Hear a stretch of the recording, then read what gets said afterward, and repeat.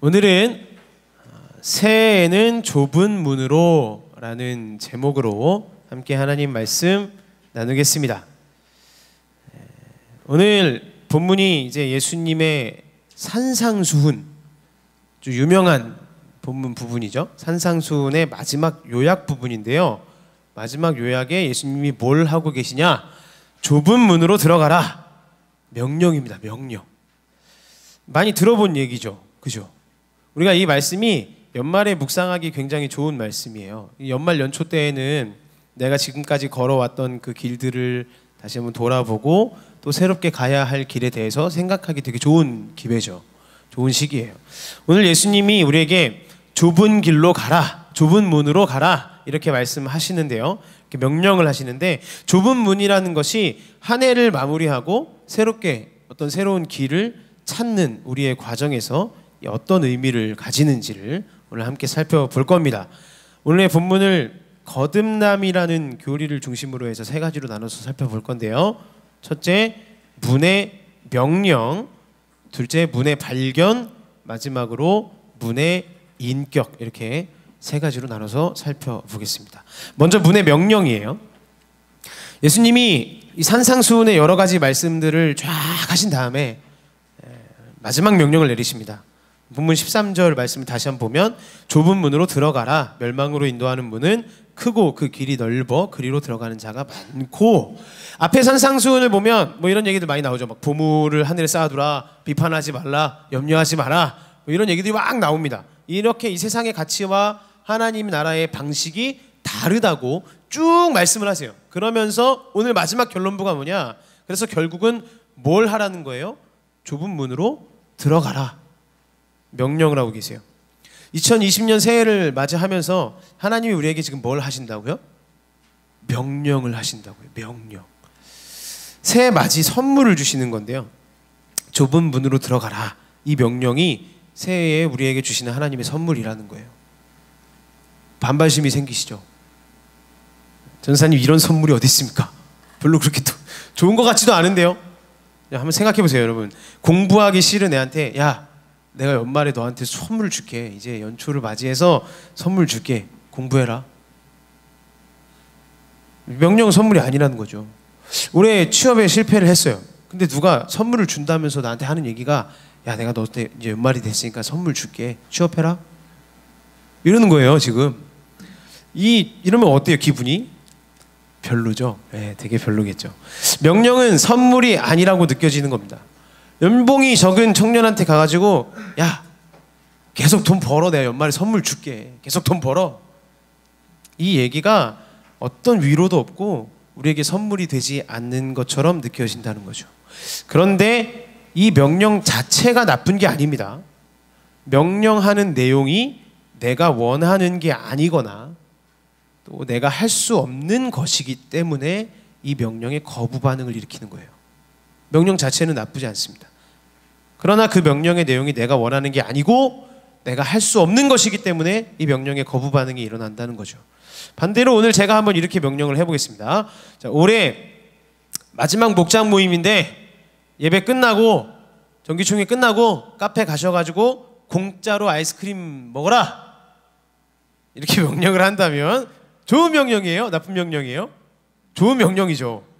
게임이 엄청 하고 싶은 청년이 있어요. 근데 걔가 가가지고, 야, 게임해라. 연말에 내가 너한테 선물 줄게. 하루 막 6시간씩 게임해라. 이렇게 명령하는 것. 명령이 할 마음도 있고 그 명령에 대해서 내가 할 마음도 있고 할 수도 있는 일이다. 명령이 그렇다면 누군가 그 명령을 했을 때 자발적이고 기쁜 일이 된다는 거예요. 그래서 좁은 문으로 들어가라는 예수님의 명령은, 이 명령을 주실 때 우리한테 뭘도 함께 주시냐? 이 명령을 따르고 싶은 마음도 함께 주신다는 거예요. 그렇기 때문에 이 말씀이 우리에게 복이 된다는 거죠. 하나님의 말씀을 따르고 싶고 즐거워지고 좁은 문으로 들어가고 싶어지는 그 마음의 변화도 예수님이 우리한테 함께 주신다는 겁니다. 이걸 기독교에서 뭐라 그러냐? 이걸 거듭남이라 그래요. 거듭남. 한자로 하면 뭘까요? 중생이죠. 오늘 대답을 안 하기로 작정을 하고 오신 건가요? 자, 한자로 하면 중생입니다. 중생이라고 표현을 해요. 결국 하나님께서 새해 우리에게 주셔야 될 건 뭐냐? 거듭남입니다. 이걸 우리가 이미 받았더라도 나는 거듭난 존재입니다라고 확신하는 사람이라고 할지라도 그 거듭남의 가치를 다시 한번 확인하는 것이 새해의 아주 중요한 일이에요.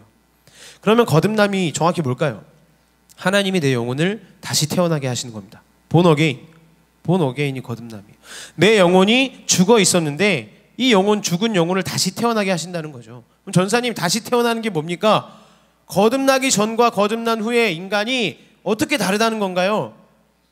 설명해 드리겠습니다. 거듭나기 전에 타락했던 인간은 어떻죠?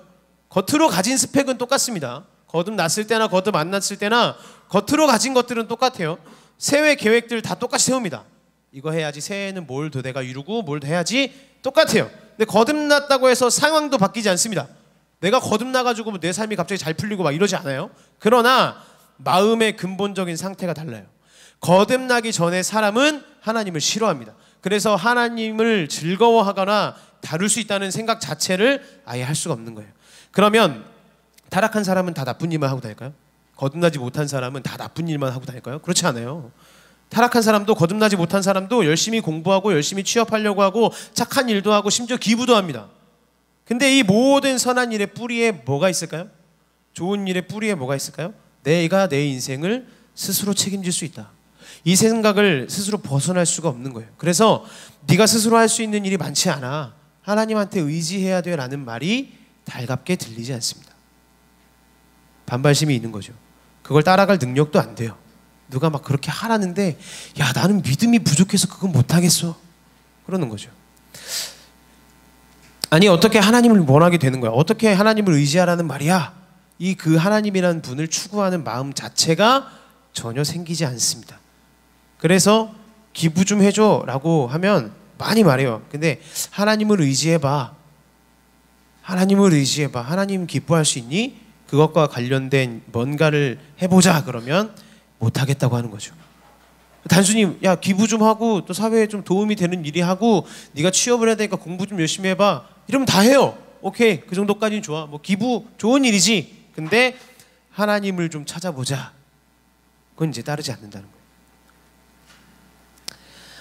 왜 그러냐? 인간의 기본 상태가 죄인이기 때문이죠. 이 말은 나쁜 짓을 하고 다니는 존재라는 뜻이 아니에요. 인간이 죄인이라는 말은 우리가 나쁜 짓을 막 저지르고 막 살인하고 막 거짓말하고 막 이래서 나쁘다는 얘기가 아닙니다. 이래서 죄인이라는 얘기가 아니에요. 스스로가 선택은 자유롭게 할 수 있어도 하나님을 찾을 수 있는 마음의 욕구 자체가 없는 겁니다. 그래서 결국은 스스로 선택할 수 없다. 이게 성경에 나오는 타락한 자, 거듭나지 못한 자라는 표현이에요. 죄인을 말하는 겁니다. 그래서 거듭나지 않은 사람은 하나님이 아닌 대상을 선택을 해요. 그리고 거기서 빠져나오지 못합니다.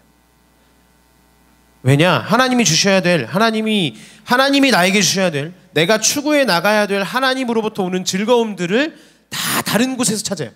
세상의 무언가에서 막 찾아요. 그리고 거기서 요구를 하니까 도저히 내가 여기서 벗어나고 싶어도 벗어날 수가 없다는 거예요. 점점 거기에 빠져들게 된다는 겁니다. 이게 죄의 결과예요. 이게 하나님을 인정하지 않는 죄의 결과입니다. 여러분, 영화배우 하정우 씨 아시죠? 내가 되게 좋아하는 배우인데요. 이분이 영화만 찍는 사람이 아니라 뭣도 되게 잘하는지 아세요? 이거 뭐죠? 미술을 되게 잘하는 사람입니다. 잘 모르시는군요. 그림이 제가 이상하게 했네.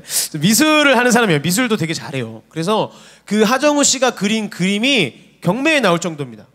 경매에 나와서 사람들이 막 작품성을 인정하고 그걸 사갈 정도예요. 근데 이렇게 미술을 하다 보니까 이 사람이 예술가들을 되게 많이 만나겠죠.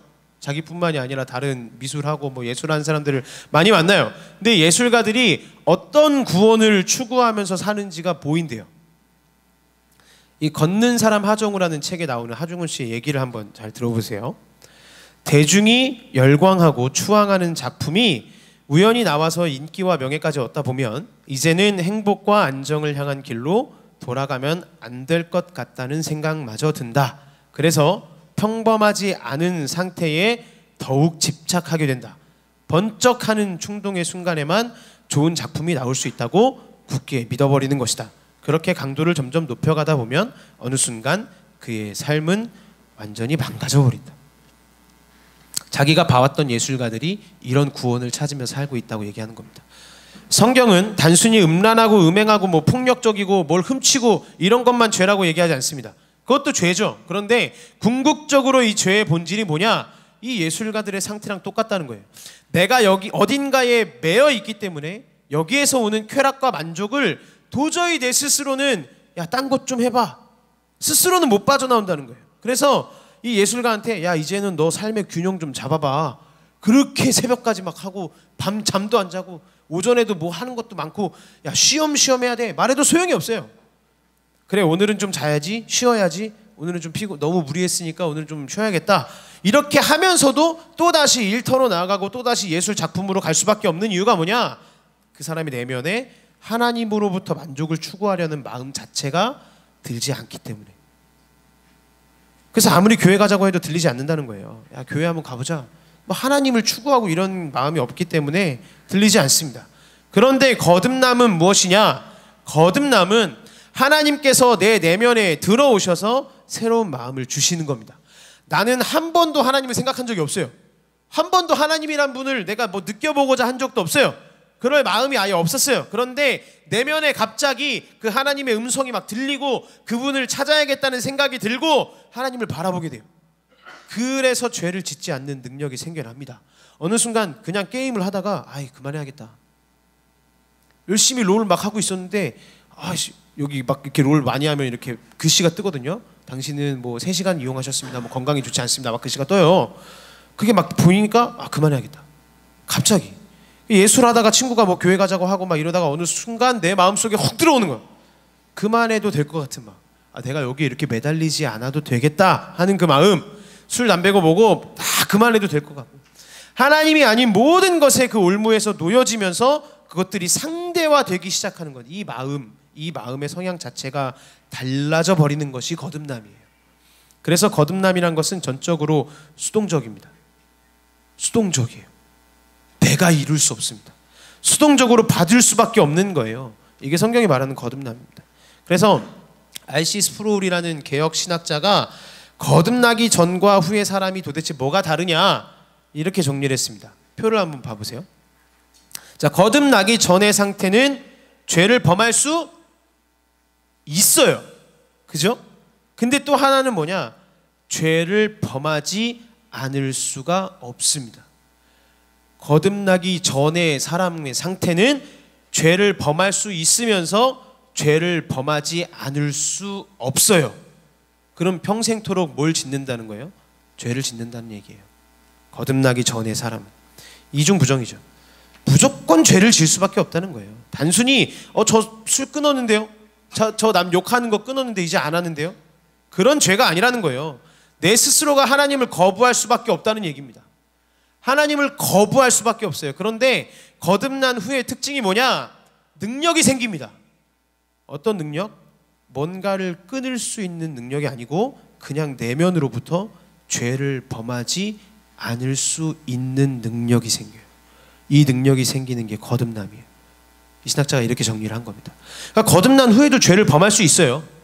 죄를 범할 수 없지 않습니다. 죄를 범할 수 있어요. 그러나 죄를 범하지 않을 수 있게 된다는 거예요. 그래서 거듭난 사람들이 교회에 나오기 시작한 다음에 점점 하나님을 기뻐하게 되고 막 신기하고 막 신비한 일들을 겪고 막 이러면서 이런 고백을 합니다. 실제 한 기독교인의 고백인데 한번 들어보세요. 저에게 무슨 일이 일어났는지는 저도 정확히 모르겠어요.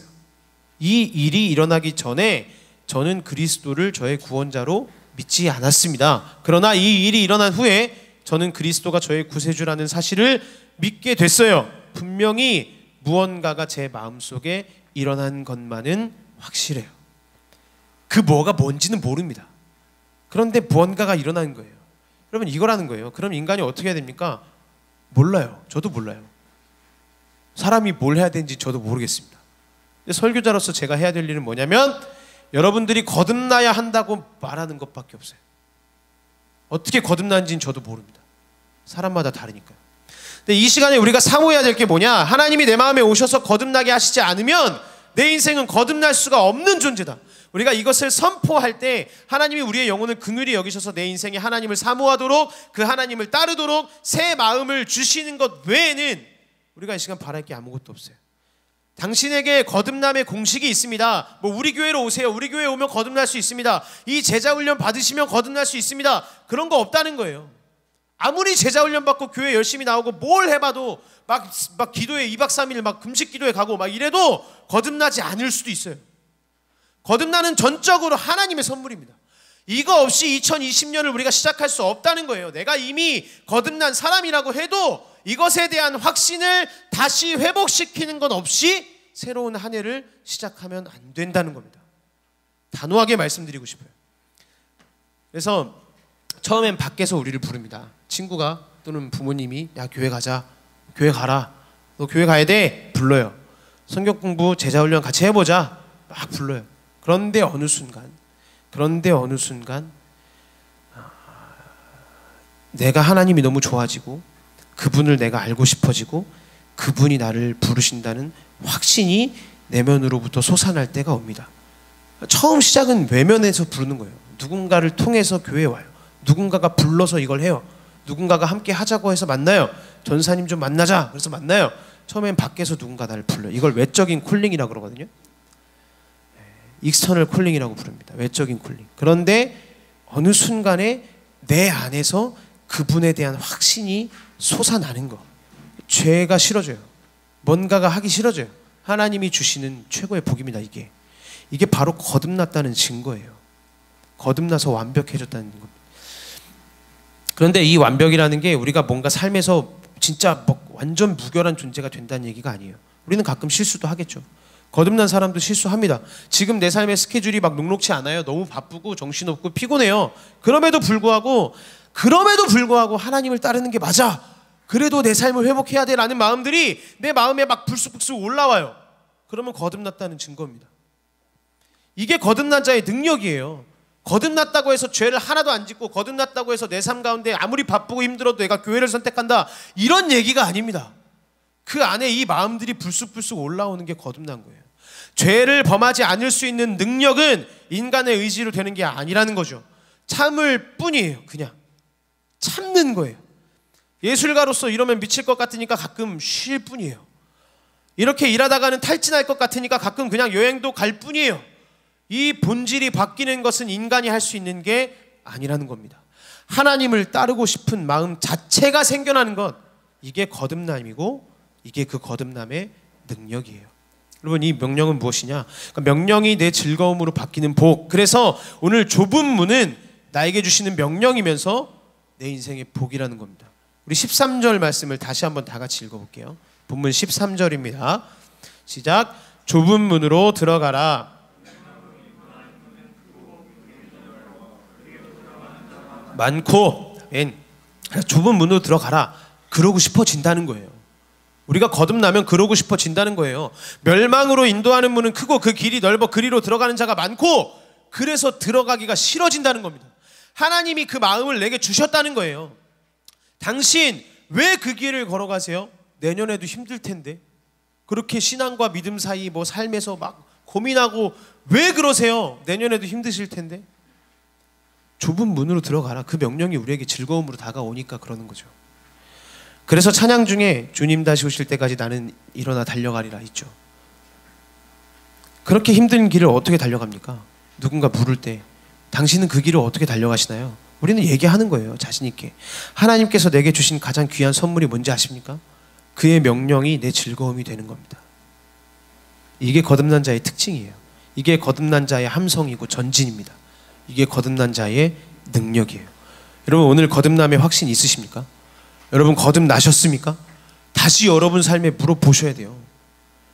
여러분, 우리 거듭난 거 맞아요? 저를 포함해서 우리 거듭난 거 맞나요? 거듭남의 증거가 뭐라고요? 명령이 즐거움이 되는 거예요. 거듭나지 않았다면 오늘 예수님께서 우리를 긍휼히 여기셔서 거듭나게 되시기를 바랍니다. 거듭나셔야 합니다. 만약 내가 거듭난 존재라고 착각하고 있었다면 거듭나지 않은 걸 수도 있고 거듭남의 감격을 잊어버린 걸 수도 있어요. 여러분, 거듭났으면 뭐합니까? 그렇게 살 능력이 전혀 나타나지 않는데. 오늘 회복해야 될 게 무엇인가? 우리의 삶에 회복해야 될 것은 2020년에 도대체 내가 무슨 길을 걸어가란 말이에요. 기도하고 찬양할 때는 그냥 주님이 내 길이고 좋은 사람 만나게 해주시고 내 사업장 좀 잘 되게 해주시고 그게 하나님이 내 길을 열어주시는 거겠지, 그렇게 생각해요. 그러면 좁은 문은 뭐예요? 그러니까 사람들이 이걸 잘못 해석한단 말이에요. 좁은 문이라는 걸. 아, 좁은 문이니까 대기업 가지 말고 중소기업 가라는 얘기구나. 예쁜 여자 만나지 말고 못생긴 여자 만나라는 얘기구나. 자기 마음대로 해석해요, 좁은 문을. 그렇지 않습니다. 좁은 문으로 들어가라. 산상수훈에 말씀하신 마지막 다음에, 산상수훈 말씀하신 다음에 마지막에 명령을 하시는 거예요. 좁은 문으로 들어가라. 이게 너 왜 복인 줄 아니? 이 명령이 너에게 즐거움이 될 거야.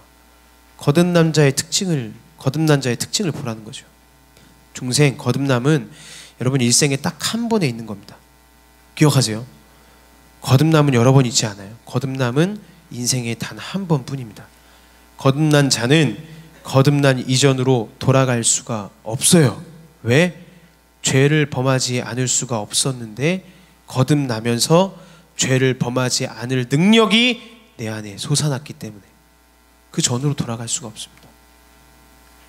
그분이 나의 창조주시고 내가 그분께로 돌아가야 되고 내가 그분 앞에서 사는 인생이구나, 이걸 한번 깨달은 자는 결코 그 전으로 돌아갈 수가 없는 거예요. 삶의 모습은 똑같을 수 있어도. 우리 안에 거듭난 속에 먼지가 많이 쌓여 있든지 뭐가 막혀 있든지 내 인생에 수많은 우상들이 그 거듭남을 뒤엎어버리고 있든지, 오늘 거듭난 사람이든지 거듭나지 않은 사람이든지 이 거듭남의 능력을 회복해야 된다는 겁니다. 여러분, 성경을 잘 해석해 주셔야 돼요. 성경을.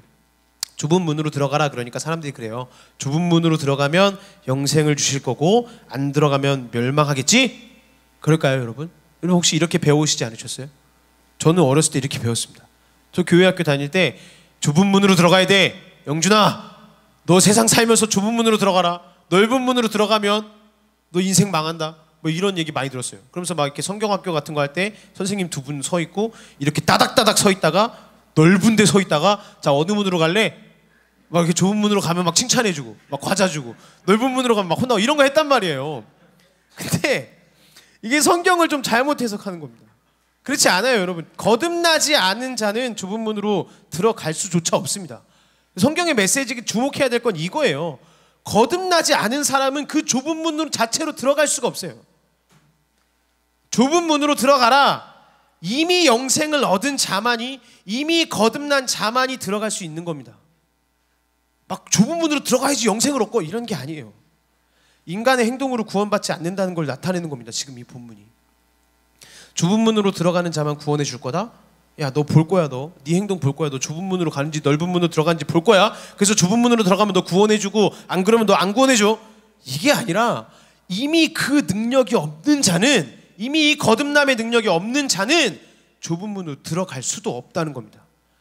들어가라. 이거 즐거움이에요. 이 명령이 여러분 즐거움이십니까? 새해에 하나님께서 우리의 삶에 하나님의 길을 열어주시겠대요. 여러분 들어가고 싶으세요? 그 길을 걷고 싶으십니까? 이거에 대해서 우리가 사모하게 되면 이게 우리의 최고의 선물이라는 거예요.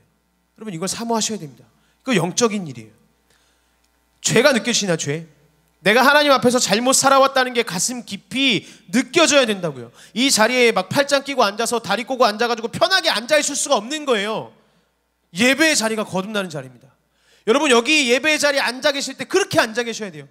내가 죄를 지으며 살았구나. 내 안에 죄가 가득 차 있구나. 내가 이번 주도 하나님을 떠나 살았구나. 이 마음이 지금 이 예배의 자리에 앉아 계실 때 그 마음 깊숙이서 느껴지셔야 된다고요. 그 열망 자체가 생겨나는 것. 그렇게 되고 싶다. 이게 문의 명령, 그 명령의 즐거움입니다. 거듭난 자들만이 누릴 수 있는 하나님의 선물이라는 거예요. 둘째는 문의 발견이죠. 오늘 본문을 통해서 문에 대해서 두 가지 발견을 할 수 있는데, 그럼 전도사님, 좁은 문을 걸어가는 과정 중에서는 어떤 일이 생기는 건가요? 우리가 좁은 문을 들어간다면 어떤 일이 생기나요? 구체적으로 내 삶에 어떤 과정들이 드러나나요? 우리를 두 가지를 발견하게 하시는데, 먼저 문은 몇 개인가 이걸 발견하게 하시고, 또 하나 문은 어디에 있는가 과정을 발견하게 하십니다. 자, 문은 몇 개인가? 본문 잘 살펴보세요, 여러분. 좁은 문으로 들어가라. 나머지는 넓은 문들이다. 이렇게 얘기하지 않죠. 그죠? 좁은 문으로 들어가라. 야, 나머지는 다 넓은 문들이니까 좁은 문으로 가. 이렇게 얘기 안 해요. 문은 몇 개냐? 좁은 문으로 들어가라 단수입니다. 그죠? 좁은 문으로 들어가라 단수예요. 원어로 봐도 똑같습니다. 멸망으로 인도하는 문들은 아니죠. 멸망으로 인도하는 문은 단수예요. 문이 몇 개죠? 네 인생의 좁은 문을 따라가는 과정 속에 네가 꼭 알아야 될 게 뭔지 아니? 너의 인생의 문이 몇 개야? 뭐 취업의 문이 몇 개야? 문은 2개뿐이라는 거예요. 좁은 문 하나, 나머지는 다 멸망의 문입니다. 문은 딱 2개예요. 여러분 오늘 본문 다시 한번 보세요. 13절 14절. 좁은 문으로 들어가라. 멸망으로 인도하는 문은 크고 그 길이 넓어 그리로 들어가는 자가 많고 생명으로 인도하는 문은 좁고 길이 협착하여 찾는 자가 적음이라. 그럼 문은 2개뿐입니다. 다른 것은 아무 의미 없이 똑같이 망하게 되는 한 길이다 라는 세팅을 지금 성경이 보여주고 있는 거예요. 올바른 문 하나, 잘못된 문 하나. 성경이 보여주는 길의 세계관입니다. 여러분이 새해를 준비해 나갈 때 가장 헷갈리는 게 이 부분 같아요. 전사님, 직장을 어디를 가야 되죠? 저 어느 직장을 가야 됩니까? 길이 여러 개인데요. 아니 전사님, 전 누구랑 결혼해야 됩니까? 전 남자가 여러 명인데요. 전사님 왜 둘이라고 생각하세요? 제가 생각하는 사람, 제 생각하는 신랑감 후보 3명입니다. 3명 중에 1명 고를 거예요. 사업장 어디에 펼쳐야 되나요, 전사님? 제 사업장은 어디에 시작할까요? 목 좋은 곳도 있고요. 권리금이 싼 곳도 있고요. 다 있는 곳도 있는데요. 문이 여러 개인데요. 그럼 그 중에 좁은 문은 뭔가요? 이런 생각이 든다는 거죠. 처음에는 이렇게 시작해요. 문제가 표면적이고 선택지가 여러 가지 문제로 다가옵니다. 좁은 문을 처음에 걸어가요. 근데 그 문제에 대해서 계속 기도하다 보면 하나님, 이 문제에 대한 길을 열어주세요. 답을 주세요. 하나님께서 응답하실 때 자꾸 이 회사로 가라. 저 남자다. 이 여자다. 얘랑 결혼해라. 라고 하지 않으십니다. 하나님 그렇게 안 하세요. 좁은 문은 여러분 이렇게 생각하면 돼요. 하나님이 그 상황, 그 장소에서 원하시는 한 가지 본질, 한 가지 순종이에요. 그 순종은 행위가 아니라 예를 들어서 이런 겁니다. 이 남자냐 저 남자냐가 아니라 내가 지금 이 배우자를 선택할 때 고민하는 것이 결국 이 남자하고 결혼하는 것만이 이성적으로 나를 만족시켜주는 것만이 나의 미래를 담보할 수 있다라는 그 잘못된 생각을 깨트리는 것. 그게 네가 가야 될 좁은 길이다. 그게 네가 걸어가야 될 좁은 문이다. 이걸 발견하게 하시는 거예요. 처음에는 사업장 가지고 막 고민해요. 이제 사업장 오픈을 해야 되는데, 이제 시작해야 되는데, 지금 내가 찜해놨던 장소 10개 중에 이제 3개밖에 안 남아서 빨리 어디론가 들어가야 되는데, 지금 안 들어가면 그 자리들을 다 뺏긴다는데 막 조급함이 와요. 막 쫄립니다. 어떡하지? 지금 빨리 넣어야 될 것 같은데, 이걸 오픈을 일단 해놔야 될 것 같은데. 근데 계속 기도할 때 여기로 가라라고 말씀하시는 표면적인 응답이 올 수도 있겠지만, 좁은 문이라는 것은 뭐냐? 네가 여기서 하나님을 대신해서 씨름하고 있는 그 구원이 무엇인지를 확 드러내신다는 거예요. 너는 이 상황에서 늘 거짓말로 무마했지? 넌 이 상황에서 늘 분노로 처리했지? 네가 지금 관계 속에서 이 사람과 친해지기를 원해? 화해하기를 원해? 라고 말하는데 정작 그런 상황이 될 때마다 거짓말로 문제를 흐렸던 사람이잖아. 그게 본질이야. 그게 이 사람과 관계가 좋아지게 해달라고 기도하지 말고 이 거짓말을 바라보게 해달라고 기도해야지. 하나님이 이렇게 말씀하신다는 거예요. 우리한테 이걸 보여주신다는 겁니다. 본문이 뭘 말씀하시는 건가요? 문이 몇 개예요? 2개예요. 2개. 어느 순간 아무것도 중요하지 않고 좁은 문으로 들어가는 그 상황 속에서 하나님이 원하시는 그 본질, 하나님을 떠났던 그 순종, 잘못 생각하고 있는 그 구원관이 바뀌기 전까지는 어떤 다른 것을 선택해도 풀리지 않는다는 겁니다. 다 잘못된 한 가지 문을 선택하고 있으니까요.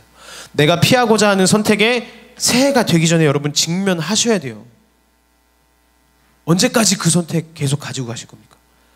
내가 피하고자 하는 내 삶의 문제에 직면하셔야 돼요. 그게 행동일 수도 있고, 그게 인간을 대하는 방식일 수도 있고, 그게 일처리 방식일 수도 있어요. 사람마다 적용이 다 다르겠죠. 그러나 좁은 문을 걸어간다고 다짐할 때 느끼는 거, 문은 몇 개인가? 주님이 깨닫게 하신다는 거예요. 2개입니다. 다음은 뭘 깨닫게 하신다 그랬죠? 문은 어디에 있는가? 어디에 있는가 깨닫게 하신다 했어요. 14절 말씀 보면 생명으로 인도하는 문은 좁고 길이 협착하여 찾는 자가 적음이라.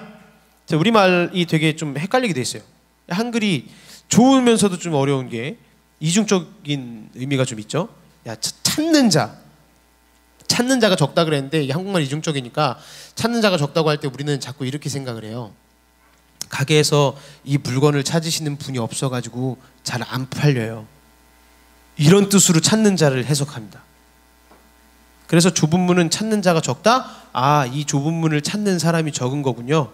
그래서 예수님이 우리 보고 너네는 좀 좁은 문을 좀 찾아라 이렇게 말씀하시는구나. 아닙니다. 잘못된 해석이에요, 여러분. 예수님이 지금 우리한테 부탁하시는 거 아니에요. 원문의 뜻을 보면 이 찾는 자라는 말은 발견에 더 가깝습니다. 발견. 디스커버하는 자가 적다는 얘기예요. 네가 찾을 능력이 없다는 겁니다. 내가 찾을 수 있는데도 능력이 있는데도 찾고 싶지 않아서 안 찾아. 이게 아니라 그 좁은 문은 찾아봐. 너 한번 좁은 문 찾아봐. 그거 어려울걸? 그걸 발견하게 되는 자가 극소수란 얘기예요. 이 문을 발견하는 데는 뭐가 필요하냐? 과정이 필요하다는 얘기입니다. 과정. 문은 어디 있냐면 찾는 데 시간이 걸린다는 거예요. 과정이 있다는 것을 보여주는 겁니다. 그러므로 좁은 문을 걸어갈 때 과정이 없는 발견은 없습니다. 여러분, 좁은 문을 걸어가실 때 과정이 없는 발견은 없어요. 새해 결단해야 할 것이 뭐냐? 하나님의 뜻을 따르고 싶다. 결국 내가 가는 이 길의 끝에서 하나님의 영광과 내 가정의 회복과 내 사명의 영광 다 바라보고 싶고 다 이루고 싶다. 그래 한번 가보자 한 다음에 그 다음에 우리가 대답해야 될 게 뭐냐? 거기서 끝나면 안 되고 당신의 과정은 무엇입니까? 라고 물어보시는 하나님의 질문에 대답해야 된다는 거예요. 어느 순간 하나님이 들어오실 거예요. 나를 부르실 겁니다. 근데 우리는 늘 이렇게 얘기해요. 제가 그리스도인입니다. 근데 진짜 그 길을 쉽지 않죠. 좁은 문 쉽지 않아요. 순종하고 그런 거 진짜 쉽지 않은 길이에요. 이 말은 여러분, 이 말은 진짜 좁은 문을 걸어가는 사람들이 하는 말이 아니라는 거예요. 좁은 문을 걸어가는 사람들은 뭐라고 얘기하냐? 과정을 얘기합니다. 과정을. 알아요. 저 아직 길 못 찾았습니다. 알아요. 저 아직 이거 못 끊었습니다. 알아요. 저 아직 완전한 사람 아닙니다. 저 너무나도 많은 죄를 짓고 살아가요. 그러나 저는 이 과정을 거치고 있습니다. 과정을 걷는 자가 좁은 문을 발견하는 자입니다. 이게 문을 찾는 자들의 삶의 양식이에요. 관계가 계속 깨지고 내가 뭔가 인내하고 절제해보려고 해도 그게 잘 안 되는데요. 너무 힘든데요. 그럼에도 불구하고 내가 이것 때문에 이 결정 한번 용서해보려고, 이 결정 한번 정직하게 해보려고 엄청 분투하고 있습니다. 고군분투하고 있습니다. 너무 힘들지만 저 애쓰고 있어요 라고 고백하는 사람이 좁은 문을 걷고 있는 사람이라는 거예요. 이 과정이 얼마나 힘든지를 잘 보여주는 책이 있어요.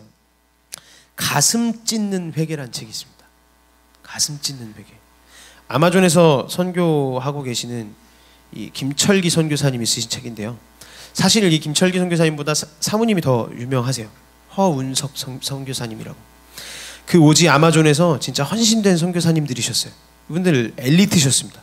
일 처리를 너무 잘하고 하나님께는 영광을 돌리고 어디 가서 선교 보고할 때면 나는 드러나지 말아야지 하는 확신이 있어가지고 내가 관련된 것들 내 이름 다 빼버리고 진짜 인위적으로 겸손하려고까지 하는 그런 분들이었어요.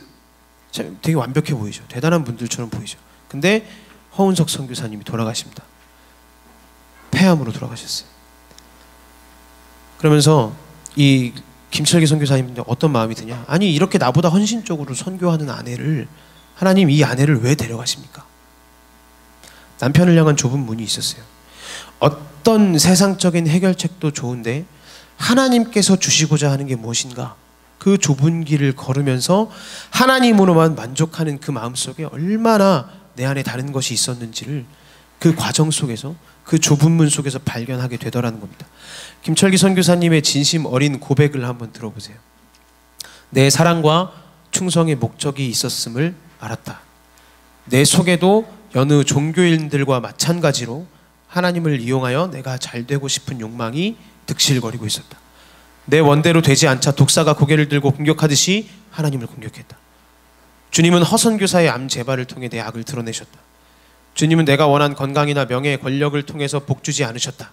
반면 그것과 절대로 비교가 되지 않는 복을 주고 싶어 하셨다. 그 복이란 나를 거룩하게 하시고 주님 안에서 주님으로 인하여 주님을 위하여 살게 하시는 복이다. 그 과정이 어땠냐? 이 처음의 과정이 어땠고 마지막에 이게 깨달아지더라. 이 마지막 고백을 한번 더 들어보세요. 그녀가 떠났다는 사실이 납득되지 않았다. 이게 지금 좁은 문으로의 출발이었다는 거예요. 납득이 되지 않는 상황. 좁은 문으로의 출발이었어요. 과정이 얼마나 힘든지 알아? 야, 너 그거 발견 못해. 아내 죽자마자 내가 깨달았는지 알아? 그거 아니라는 거예요. 아내가 죽자마자 이 선교사님이 이건 하나님 주신 좁은 문이다, 이걸 깨달은 게 아니라는 거예요. 아무리 울어도 눈물이 마르지 않았다. 그 과정을 다 거치고 난 다음에, 죽을 만큼 힘든 다음에 하나님이 주시고자 하는 좁은 길이 그때야 깨달아지는데, 찾는 이가 적음이라. 그 다음 고백이에요. 첫째, 내가 죄인 중에 괴수라는 인식이 마음판에 깊고 분명하게 새겨졌다. 둘째, 자기 의와 자아가 완전히 죽음에 넘겨졌다. 세상에 대한 미련도 기대도 욕망도 사라졌다. 그래서 자랑하고 싶은 것이 예수님밖에 없다. 여러분, 이 선교사님의 과정이 뭐였어요? 누구보다 헌신했던 아내가, 누구보다 하나님의 일에 힘썼던 아내가, 내가 보상해 줘야만 했던 아내가, 하나님이 축복해 주셔야만 했던 아내가 가버렸어요. 선교사님이니까 기도 많이 하시니까 어떤 일 발생할 때마다 바로바로 그 하나님이 말씀해 주시는 거, 그거 이해하는 거 아니에요? 선교사란 분은 이해해야 되는 거 아니에요? 이 고난의 뜻이 있다는 거 깨달으시고 그러는 거 아니에요? 여러분, 그럴까요? 선교사도 사람인데요. 생명으로 인도하는 문은 찾는 이가 적음이라. 여러분, 그 과정이 있다는 겁니다. 교회란 좁은 문의 과정을 얘기하는 곳이에요. 이렇게 성공했더라, 이렇게 망했더라, 이런 얘기를 하는 것이 교회가 아닙니다. 내가 이렇게 분투하고 있다, 내가 이 과정을 이렇게 살아가고 있다, 이 얘기들을 나누는 것이 교회예요. 마틴 로이드 존스 목사님이 이 구절을 설교하시면서 선배 그리스도인들이 좁은 문을 어떻게 찾아냈는지를 이렇게 얘기합니다. 마틴 루터를 보십시오. 그는 독방에서 금식하며 땀을 흘리며 기도로 찾았습니다. 또 조지 휘필드와 존 웨슬리 같은 사람들에 대해서 읽어보십시오. 그들도 좁은 문을 찾고 있었습니다. 그들은 무엇을 해야 할지 알지 못했습니다. 그들의 생각이 잘못되었을 경우도 있었으나 마침내 부지런히 구함으로 그들은 그것을 찾았습니다. 그리고 그 문으로 들어갔습니다. 우리도 이모저모로 모두 이렇게 해야 합니다. 여러분, 평생을 종교개혁을 위해서, 전도를 위해서 헌신했던 사람들도 방구석에서 고민하고 있었던 게 뭐라고요? 그들은 무엇을 해야 할지 알지 못했습니다. 이게 우리 삶에 펼쳐진 좁은 문이라는 겁니다.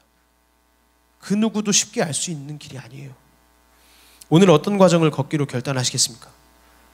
우리의 삶에 남에게 말할 수 없는 상처와 이해되지 않는 상황들을 공감하지 못한다는 얘기가 아니에요. 충분히 공감합니다. 저도 여러분들에게 말할 수 없는 그런 부분들이 있겠죠. 힘들고 어렵고 도망쳐버리고 버리고 싶은 것들, 도저히 이해되지 않는 상황들이 너무 많이 있을 거예요. 좁은 문을 걷는 자의 특징은 찾아주시는 분이 많이 없었어요가 아니라 발견하는 사람이 많지 않다는 걸 이해하는 사람입니다. 과정이 필요하다는 걸 이해해야 돼요. 실제적인 삶의 여정을 오늘 여러분 결단하시지 않으면 매일 말씀 읽기로, 기도로, 엎드리기로, 삶의 분투와 눈물 속에 하나님의 임재만을 구하기로 몸부림치는 그 과정이 없이는 여러분 이 과정을 발견할 수 없습니다. 마지막으로 문의 인격이에요. 그럼 전사님, 어떻게 그 길을 확신하면서 갈 수 있습니까? 그 과정 잘 안 보이고 답이 없는 것 같고 그 과정 걸어가기 너무 힘든데요. 그걸 어떻게 확신하면서 걸어갈 수 있습니까? 괜히 그 길 한번 걸어갔다가, 괜히 그 문 한번 들어가려고 했다가 그 문 못 찾거나 실패하면 어떻게 합니까? 제가 사실 올 한 해 신앙생활 열심히 해보고 싶었거든요, 전사님. 근데 열매도 잘 안 맺히고요. 근데 뭐 이렇게 믿음도 잘 안 생겨나고요. 그러니까 흔들립니다. 그래서 이런 생각이 들어요. 차라리 그냥 교회 나올 시간에 재밌게나 보낼 걸. 차라리 이 예배 나올 시간에 다른 친구들처럼 재밌게나 살 걸. 차라리 교회 나오지 말 걸. 괜히 교회 나왔다가 한 3주 나오고 안 나오니까 이영준 전사가 맨날 뒤에서 막 나오나 안 나오나 쳐다보고 뭐 째려보고 뭐 부재중자가 떠 있는데 이영준 전사 전화 와 있고 막 괜히 목자들 전화 오면 미안하기도 하고 차라리 그냥 교회 나오지 말 걸. 여러분, 이런 마음 들지 않으세요, 여러분? 이 좁은 문을 걸을 때 내가 실패하지 않고 영생을 가질 수 있다는 확신이 뭡니까? 내가 좁은 문을 걸어가기 이전에 나보다 앞서 내 인생의 길을 걸어가신 분이 있음을 믿기 때문이라는 거예요. 무슨 말이에요? 우리는 다 좁은 문을 걸을 수 없는 존재였어요. 거듭나기 전에요. 그죠? 죄를 지을 수 없는 능력이 없었으니까. 그러나 나의 넓은 문, 멸망으로 인도하는 문, 하나님을 싫어하는 자의 마지막 결론은 뭐냐? 좁은 문이 아니라 닫힌 문이에요. 넓은 문으로 인도하는 문을 걸어가는 사람은 영원한 죽음을 맞이할 수밖에 없었습니다. 그런데 그분이 내가 거듭나기 이전에 나의 인생길 앞에 오셔서 내가 좁은 문을 걸어가기 이전에 내 인생의 죽음으로 가는 멸망의 문을 나 대신 걸어가셨다. 그래서 하신 일이 뭐예요? 죽음의 길 속에 영생의 문을 열어내셨다는 거예요. 죽음의 그 넓은 문 속에 예수님이 내가 이미 거듭나기 전에 그 문 앞에 가셔서 그 문을 건너시면서 죽으시고 좁은 문을 열어내셨다는 겁니다. 내가 할 말을 예수님이 이렇게 대신하셨어요. 마가복음 15장 34절입니다. 예수께서 크게 소리 지르시되 엘리 엘리 라마 사박다니 하신 이를 번역하면 나의 하나님 어찌하여 나를 버리셨나이까. 이게 원래 우리가 할 말이었어요. 본문이 문이라고 하시는 분이, 나는 양의 문이다라고 얘기하시는 분이 여러분 어떻게 이런 말씀을 하시나요? 이게 무슨 말이에요? 하나님 문이 막혔습니다, 이 얘기잖아요. 하나님 그 문이 막혀 있습니다. 아니 자기가 문이라면서요. 예수라는 사람은 자신이 그 문이라면서요. 니들이 내 안으로 들어오면 다 구원을 얻을 거라면서요. 자기가 문이라는 사람이 지금 한다는 얘기가 뭐예요? 하나님 문이 막혔어요. 지금 어떻게 이 하나님의 말씀이시고 동시에 하나님의 아들이신 그분이 어떻게 십자가 앞에서 지금 문이 막혔습니다 하나님, 제가 하나님 앞에 순종했는데 왜 십자가에서 길이 열리지 않습니까? 지금 왜 이런 고백을 하고 계시는 거예요? 이게 우리의 고백이었기 때문이에요. 우리 인생의 마지막의 고백이었고 우리가 하나님을 추구하지 않았기 때문에 맞이할 수밖에 없었던 마지막 죽음의 결론이었습니다. 하나님을 찾지 않는 사람의 결과는 죽음이에요. 그거 대신 걸어가신 그분이, 그 예수 그리스도가 나에게 그 죽음을 통과하셔서 부활의 영과 영생의 삶을 내게 주셨다는 겁니다. 여러분, 그러므로 예수님은 이제 내 길이 되셔요. 예수님이 말씀하신 이 구절이 이제 이해될 수 있는 거예요. 요한복음 10장 7절과 9절 말씀입니다. 그러므로 예수께서 다시 이르시되 내가 진실로 진실로 너희에게 말하노니 나는 양의 문이라. 내가 문이니 누구든지 나로 말미암아 들어가면 구원을 받고 또는 들어가며 나오며 꼴을 얻으리라. 나로 말미암아 들어가면 구원을 얻는다는 게 무슨 말이에요? 너는 이제 나 따라오면 안전하다. 왜냐하면 너의 인생의 가장 어려운 문제, 네가 가장 열기 어려웠던 문, 너의 죽음의 문을 내가 앞서서 들어갔고 너의 인생의 영생을 이미 내가 약속했다. 그 문을 내가 열었다. 그게 거듭난 자의 약속이다. 여러분, 거듭난 자가 그 확신을 갖는 순간 왜 좁은 문으로 뛰어 들어갈 수 있습니까? 예수님, 이제 알겠습니다. 이제 제가 좁은 문으로 갈 수 있겠어요. 내 인생의 가장 어려운 막힌 길, 그 죽음의 길도 그분이 앞서 가심으로 내 인생의 영생의 문이 열렸으니까요. 그래서 주님 다시 오시기 이전에 내가 감당해야 할 죽음의 문보다 덜한, 그것보다 훨씬 나은 그 좁은 문 앞에서의 여러 가지 갈등들, 가난과 어려움과 고통과 힘듦 속에서 상황으로는 도저히 확신할 수 없지만 주님의 그 십자가를 볼 때 내가 확신할 수 있습니다. 가장 어려운 문도 나를 사랑하시기에 먼저 가셔서 열어놓으신 그분이 내 상황을 이미 미리 아시고 내가 이 갈등 속에서 눈물을 흘릴 것도 이미 아셨습니다. 그러나 죽음을 영생으로 바꿔주신 그 능력이 내 안에 있다면 이 상황에 내가 넘어지더라도, 이 삶에 지쳐서 내가 눈물을 흘릴지라도, 삶이 다 무너져 내리는 것 같아도 이 고군분투와 아픔과 눈물이 결코 헛되지 않도록 내가 좁은 문으로 걸어갈 때 생명으로 인도되리라. 여러분, 새해에 우리가 가질 수 있는 확신입니다. 여러분, 거듭나셨습니까? 거듭나셔야 돼요. 진짜 거듭나시면 이게 우리의 즐거움이 됩니다. 좁은 문으로 들어가라. 주님, 제가 이 길 가보고 싶어요. 2020년에 그 좁은 문 한번 걸어가 보고 싶습니다. 이 즐거움이 됩니다. 여러분, 거듭나십시오. 이 거듭남의 은혜를 기억하십시오. 거듭남을 새롭게 떠올리십시오.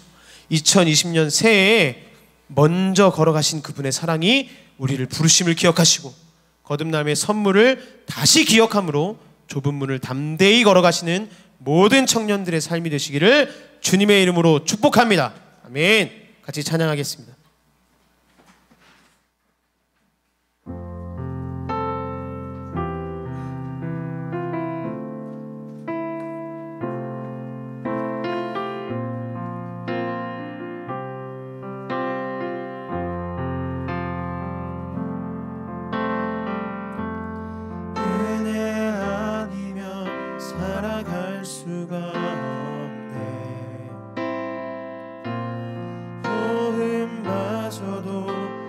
주의 것이니 세상 평안과 위로 내게 없어도 예수 오직 예수뿐이네. 은혜 아니면 살아갈 수가 없네. 은혜 아니면 살아갈 수가 없네. 호흡마저도 다 주의 것이니 세상 평안과 위로 내게 없어도 예수 오직 예수뿐이네. 그 신계획 그 신계획 다 볼 수도 없고 작은 고난에 지쳐도 주께 묶인 나의 모든 삶 버티고 견디게 하시네. 은혜 아니면 살아갈 수가 없네. 나의 모든 것 다 주께 맡기니 참된 평안과 위로 내게 주신 주 예수 오직 예수뿐이네. 주님 앞에 고백하며 나아갑시다. 그 신계획 그 신계획 다 볼 수도 없고 작은 고난에 지쳐도 주께 묶인 나의 모든 삶 버티고 견디게 하시네.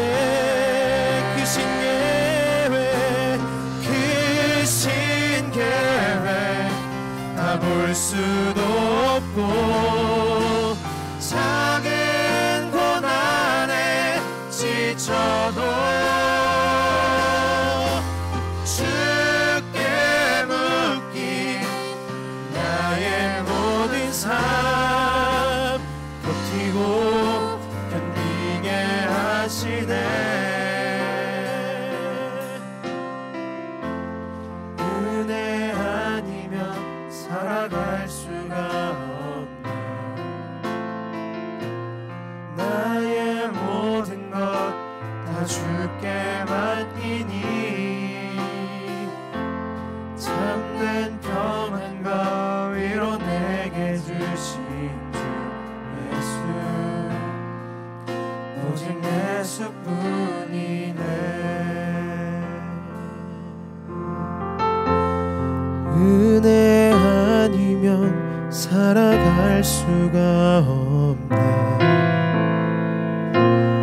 나의 모든 것 다 주께 맡기니 참된 평안과 위로 내게 주신 주 예수 오직 예수뿐이네.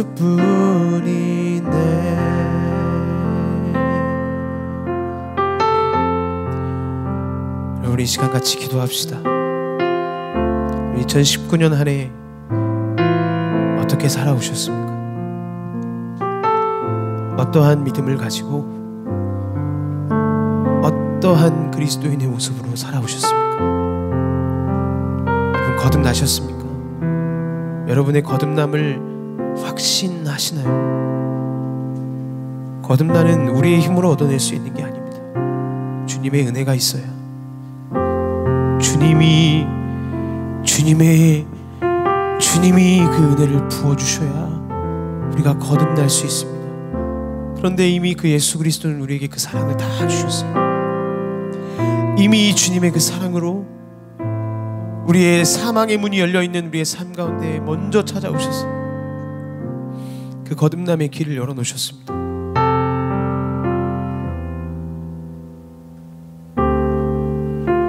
그 거듭남의 의미를 여러분 삶에 다시 찾아보시지 않겠습니까? 2020년 한 해는 여러분 삶의 그 거듭남의 온전한 의미를 다시 회복시켜 보시지 않겠습니까? 주님이 우리에게 말씀하십니다. 명령하십니다. 좁은 문으로 들어가라. 네 삶의 그 과정이 어땠든지, 그 좁은 문의 과정이 얼마나 힘들든지, 가정에서, 직장에서, 일터에서, 학교에서 네가 서 있는 그곳의 문제와 어려움들이 얼마나 힘들고 너를 괴롭게 하고 너를 좌절시키든지 간에 그 좁은 문으로 걸어가라. 그 과정을 네가 이해하고 그 과정을 걸어간다면 거듭난 너에게 내가 함께하겠다. 우리는 주님의 은혜가 없이 살아갈 수 없는 자들입니다. 주님의 그 은혜가 없이는 우리의 호흡조차도 쉽게 내뱉을 수 없는 연약한 존재입니다. 여러분, 지금 주님의 은혜 대신 무엇을 바라보고 계신가요? 무엇을 여러분의 좁은 문으로 삼고 살아가고 계십니까? 2020년을 코앞에 두고 우리 이 시간 결단하며 기도합시다. 하나님, 내가 내 삶에 잘못 바라보고 있었던 구원의 문, 하나님 이제 그것들 내려놓겠습니다. 단 2가지밖에 없는 그 문 가운데에 내가 다른 길로, 나쁜 문으로, 넓은 문으로 나아가지 않겠습니다. 내 삶의 과정이 어떠하든지 간에 그것이 내가 힘들고 버티기 어렵고 점점 더 지쳐가고 쓰러져만 가는 것 같아도 그 앞길은 보이지 않고 답은 정해져 있지 않는 것 같지만 그것이 주님께서 말씀하신 좁은 문이라면 내가 그 과정을 이해하고 그 과정을 온전히 주님과 함께 걸어가겠습니다. 주님 나에게 함께 하시고 주님의 은혜를 더하여 주셔서 좁은 문을 걸어가는 나의 삶을 주님의 은혜로 붙잡아 주시고 주님 온전히 그 좁은 문을 거듭난 자로서 걸어갈 수 있도록 주님 나와 함께하여 주시옵소서. 아버지 하나님, 이 시간 2020년 한 해를 온전히 주님께 맡겨드리오니 주님 내 삶 가운데 충만하게 역사하여 주시옵소서. 우리 시간 간절한 소망의 마음을 가지고 주님의 이름 한번 부르거나 진통성으로 기도합니다. 주여,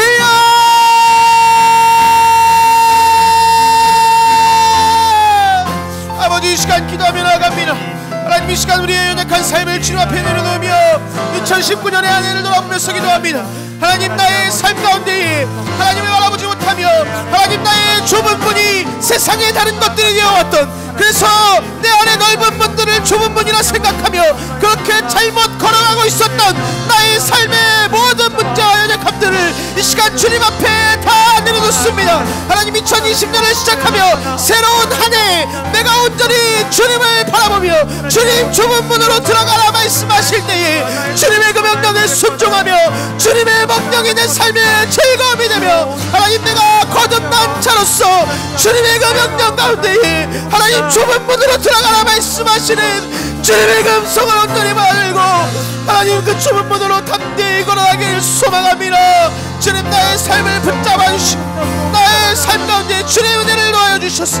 주여 아버지 하나님, 내 삶의 크신 계획을 내가 볼 수 없고 작은 고난에 나는 쓰러지고 지치지만 그럼에도 불구하고 주님께 묶여있는 나의 삶이 주님이 버티게 하시고 주님이 견뎌내게 하시고 주님의 그 과정을 이해하게 하심을 믿음으로 고백하며 주님 그 길을 온전히 걸어나갈 수 있도록 주님 나의 삶을 붙잡아 주시고 아버지 하나님, 온전히 주님의 그 참으소서. 하나님을 바라보게 하시고 주여 주님의 그 길 가운데 나아갈 수 있도록 주님 우리를 붙잡아 주십시오. 하나님, 우리가 이 시간 말씀을 통해 우리 2019년 한 해 우리 삶을 돌아봅니다. 나는 어떤 문을 걸어가며 살았습니까? 세상에 수많은 종류의 문들이 있다 생각하며 결국은 그것은 다 사망의 넓은 문인데 그것을 나의 좁은 문이라 생각하며 걸어가진 않았는지요. 하나님, 2020년 새해에는 하나님 나를 거듭난 자로 온전히 세울 길을 열어주셨음을 믿음으로 고백하며 하나님, 내가 거듭난 자로서 주님 앞에 온전히 서서 주님 말씀하시는 좁은 문으로 즐거이 기쁨으로 믿음으로 걸어 들어갈 수 있기를 소망합니다. 하나님, 우리의 마음을, 우리의 신앙을 온전히 굳건히 세워주시고 내가 세상에 던져졌을 때에 비록 그 크신 계획을 내가 다 할 수 없고 주님, 작은 고난에도 나는 지쳐서 쓰러지지만 주님께 묶여있는 견고한 자인 나의 삶이 그 모든 것을 버티게 하시고 그 모든 것을 견디게 하시는 주님의 그 손길을 의지하여 그 좁은 길을 믿음으로 담대히 걸어가기를 소망하오니 하나님, 우리의 삶을 붙잡아 주시고 거듭난 자로 담대히 좁은 길을 걸어가며 살아갈 수 있도록 우리에게 믿음을 더하여 주시옵소서.